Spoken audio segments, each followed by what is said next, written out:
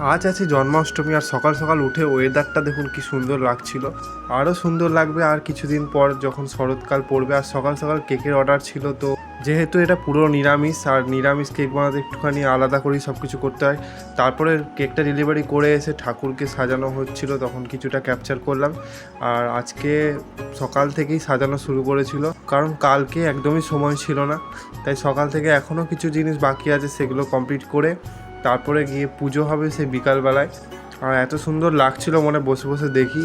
তারপরে এখানে মা সব কিছু রেডি করছিল প্রসাদের জন্য। আর এই ভাদ্র মাসটা এলেই এই তালের যে গন্ধটা সেটা খুবই সুন্দর লাগে। আর তালের ফুলুরিটা যখন হয় তখন তো খেতে অসাধারণ লাগে।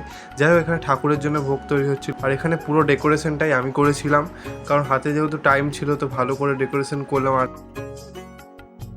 আর এখানে এতগুলো তালের ফুলুরি হয়ে গেছে বানানো। দেন বিকাল 5টা নাগাদ এখানে পুজো হচ্ছিল।